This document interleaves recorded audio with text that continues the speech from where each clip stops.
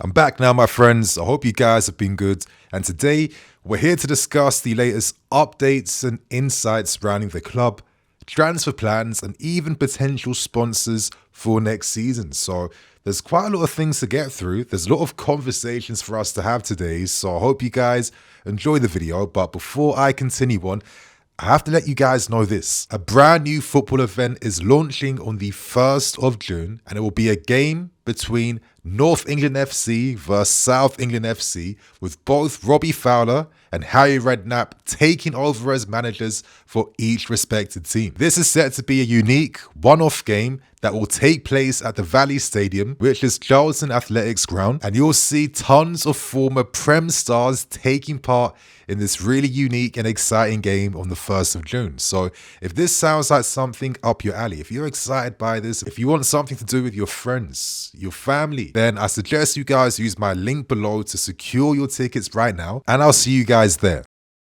For the first story, we discussed the latest updates and insights around Estevao Willian, because it's really starting to look like Estevao might be playing as a number 10 for next season. Well, that's according to his agent, famous Brazilian agent in Andre Curry, who was interviewed by GE Globo in Brazil, and he mentions that his talent in Estevao, who already at 17 years old, for God's sake, has 20 goals and 10 assists in 59 games. Like, who's putting like numbers like this before they've even turned 18? Like nearly 1 goal contribution in every 2 games. So here's what his agent had to say. And as Curry says, we were the only club that saw him as a number 10 to play in midfield. I may be wrong, but we will have the opportunity. I think we will be right. So that was also something that weighed heavily. In my opinion, on my team, he plays as a number 10. They like to put him on the wing. I think it's too narrow for a player of that quality. I like that. Like all players of that quality in the world, it is usually the number 10. So the number 10 plays inside. They're big statements he's making, because naturally we're all thinking we already have someone who's occupying that 10 role. That's Cole Palmer. And due to Cole Palmer, he's basically said goodbye to the careers of Christo and Nkunku, Joao Felix, and many other players. But when a club like us is able to sign a talent of this magnitude, in my opinion, I guess it's only natural to think that we had to appease the player and his agent. We had to promise certain guarantees that his future was going to be safe. Would it be surprising if all of a sudden we do a complete 180? We absolutely snake him, and we play him in any position we feel fit, and we play him in any position we see fit? Could I rule that out? I can't say no to that. But it would be very unlikely that we would snake it this hard. But the main question is, and this is a conversation for all of us, how do you fit him in alongside Cole Palmer? For myself, I have my own opinions on this. I've seen this happen between Palmer and Madueke under Pochettino. And for me, it's simply this. Palmer and Estevao would have to interchange and swap positions. I actually think that will make both of them stronger and better. I feel like maybe this season, there's been more onus on Cole Palmer to be our key guy. And I might sound a bit controversial, but try and understand me. But I'd actually argue that Maresca puts more onus on Cole Palmer compared to what Pochettino did for Cole Palmer last season. Because at least with Palmer under Pochettino, yes, he was allowed to assert himself and become the guy that he is right now. But equally, it wasn't just play everything to Cole Palmer. All that Palmer was given the responsibility to almost single-handedly unlock teams and do what he wants. He was working in a system where he would operate alongside Madueke.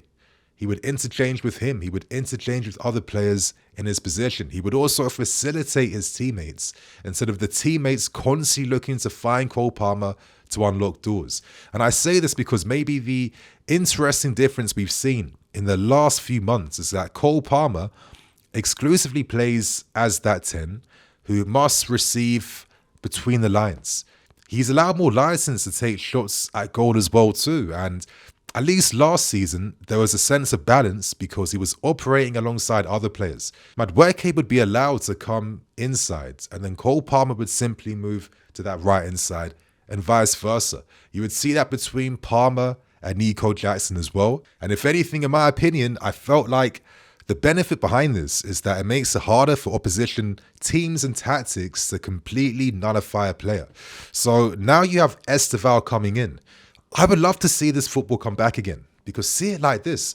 Times when Cole Palmer is interchanging with Estevao, he drifts to the right hand side. Now we have a new option where we can play deep crosses from pockets. We can play balls over the top to break teams down with.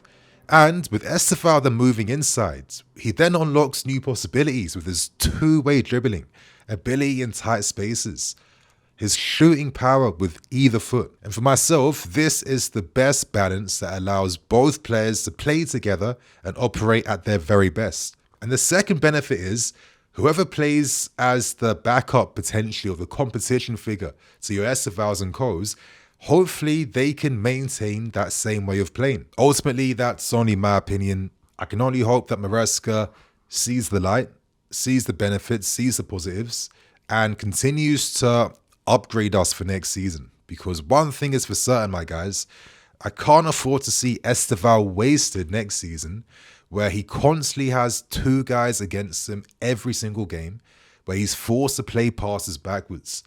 That can't be the case, and Maresca has to find ways to evolve us and continue to improve us before next season comes. So my guys, how do you use Estevao? Do you think he makes sense in the middle, or do you think he's being silly and the winger position is now his?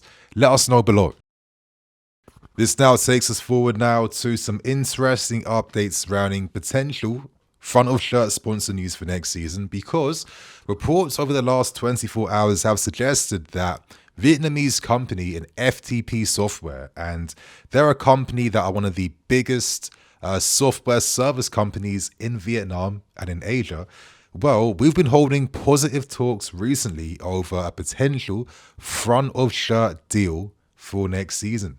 Now, the big stipulation is we must secure CL football if we have any hopes of getting this 60 mil a year front of shirt sponsor deal tied down.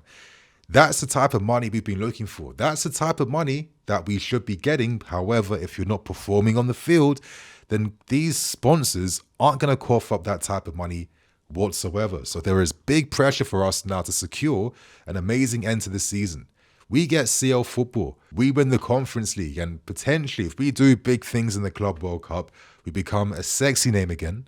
And considering how reputable this club is, the location of this club as well, we have the potential to be getting these types of deals tied down. But without the results in the fields, none of it makes sense. So at least it's a positive, because we did learn maybe like a few weeks back that Qatar Airways had temporarily withdrawn from talks because the money was just too much.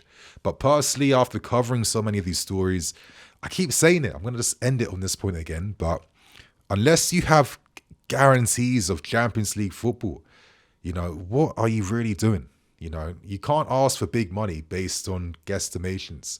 Maybe we're trying to have things tied down in place. Who knows? But this is the season now to get this done. So that's sponsor news out the way. I'm not going to lie. Let's say FTP do win the race. It's not the sexiest logo. Let's keep it real. It's a little bit of an eyesore, but I'll admit I've kind of low-key enjoyed the fact that we've had no sponsors on our shirts. I think it makes the kits look 10 times better in my opinion. But equally, we need the bag, we need the money, because without this now, we're not going to be able to grow long-term. Right now, we end things on club news as there is a ton to break down surrounding summer plans, squad plans, and a ton more. Now, Romano and Ben Jacobs reiterated yet again, as we know, we're guaranteed to sell 7 to 8 players minimum, but realistically, expect to see a first team 11's worth of players out the door. Naturally, it's going to include the high-earning players such as your Bens, your Sterlings, your Keppers, who need to finally leave the football club. I can understand that.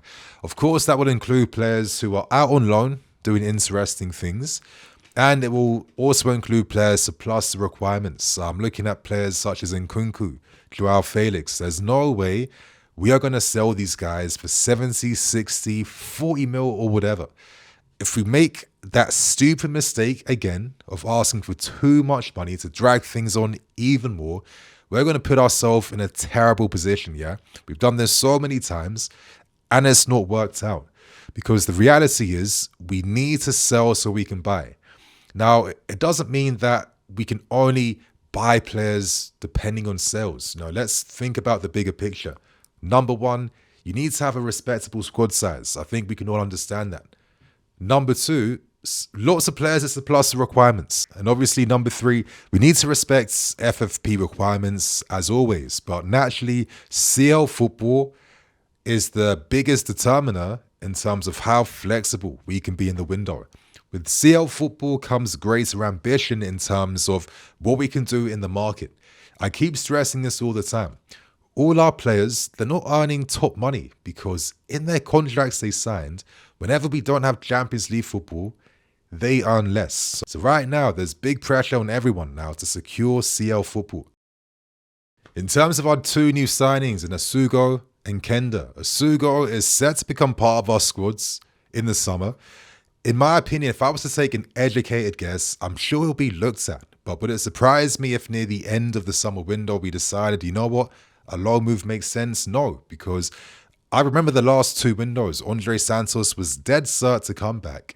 And every single time he got loaned out. So don't take this news verbatim just yet. Wait to see how things evolve and shift as time goes on. In terms of Kenda, yes, this kid cost us quite a lot of money, but I think the big stuff everyone's forgetting is that when you're signing someone that isn't coming until 2026, it simply means that you can defer the payments until that accounting year. So don't think that we've just let go of 51 million euros this summer. No. This is deferred until next year's summer. This is one of the other reasons why I think we were okay with allowing Kenda to remain at Sporting Lisbon, because we're signing someone for a bigger discount that we don't have to start paying for until the next accounting year. So that's some context to consider. Moving on, Andre Santos, hopefully third time lucky now, it's reported yet again that he is set to come to the squad. And after seeing the performances this guy is putting in, I've been working on something to discuss Andre Santos. I really feel like this is a kid that when we had the golden years with your Lampards, Essians, Ballacks and Coes, I think Santos would have been the deputy youth squad player who's in that squad who would have been good enough to play with guys like this. Mentally, technically, physically, this guy's the real deal. So this is big news. Naturally, Bayern Munich are testing the borders yet again to hopefully see if they can tempt Andre Santos into a move. Now, as I've said before, and it's now being confirmed again, but ideally we don't want to sell Andre Santos. The only thing that would stop that reality from happening is if Santos himself says, I want to leave, I want out. If Bayern technically put in a ridiculous offer, would Santos just turn them down just like that when they have a very exciting project they're building? I'm not too sure, but for us right now, I think very confidently that Santos will remain here. I think he is going to be used quite a lot next season. And if I'm Enzo Fernandez, I'm kind of watching out a little bit because I think this kid could take a spot in the team. And now we end things on summer plans. 3 key definite positions we are going to improve in is going to be centre-backs. We're going to sign a right-footed winger. This is probably someone on the left-hand side who can cut inside, which makes a lot of sense based on the countless players we've discussed on our shortlist. And the most important priority is signing a striker. That is the key one. Now, last summer, I wasn't opposed to us signing Osimhen, but when we never secured the deal, I felt, you know what? I was rationalizing the situation. This could work out good for Nico Jackson now to have a full season again to continue his development. Now, I've learned lessons. I love to learn lessons every single season. That's the type of guy I am. And my lesson I learned is that you can't have one striker by himself throughout the whole season.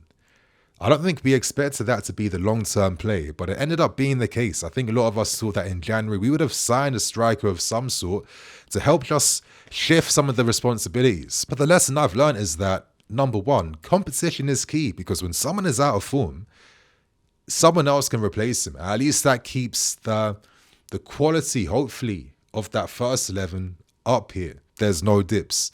And number two, physically, it's pretty impossible to be a striker for us when you have to press with intensity, link up with your teammates, play people into the game, make tons of runs, tons of defending, and think you can play 90 minutes week in, week out.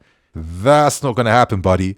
So this summer has to be the time we get a striker signed. And in terms of the three most exciting top targets, Victor Gyökeres, Liam Delap, and Seshko are three players we are looking at. It makes a ton of sense. With Seshko and Gyökeres, their release clause values are very attainable. But in my opinion, CL football, that determines whether we have the money to launch those moves. Because ideally, when they have release clauses, we have to pay it outright because there'll be competition from other clubs who will pay that release clause up front. What we've done in previous seasons is overpaid to have an installment plan, but I just don't think that will be the case this summer because of the amount of competition around strikers this summer. So CL is key if you want to hope for Gyökeres or Seshko to come to the football club. But outside of that, Liam Delap, at the moment, in my opinion, is the realistic target because when Ipswich potentially get relegated, I'm hearing there's like a relegation clause inserted in that deal. He'll become very affordable. And you know what? With Maresca really liking him and the club showing a lot of interest in him, he does have interest in United and other clubs, but you think to yourself, he could be the guy that could make the most sense for us. Ideally, though, if the club could really sign their dream guy, it's going to be Alexander Isak. Now, we know last summer that we made some cheeky, ambitious inquiries to see, what type of money it would take to sign someone of his stature. But again, Newcastle want 150 M's. Isak, who's in his prime years now, or about to enter them, this will be the biggest contract of his entire life. I'm talking 250k plus at a minimum. So unless we can financially afford that, let's not waste our times and get too gassed. But again, it simply comes down to whether we get Champions League football. If we get that, these doors, these possibilities, they all open up. I would do madness. I would be like, Christo and Kunku. If it really came down to it, and Newcastle were like, we're feeling Noni Madueke. Give us Noni and give us some money and we'll think about Isak. For Isak, I would even consider Noni. And you guys know that I rate Noni. So, yeah, man, a lot of what we can do depends on where we finish this season. Hopefully, it's going to be in a good place, my friends.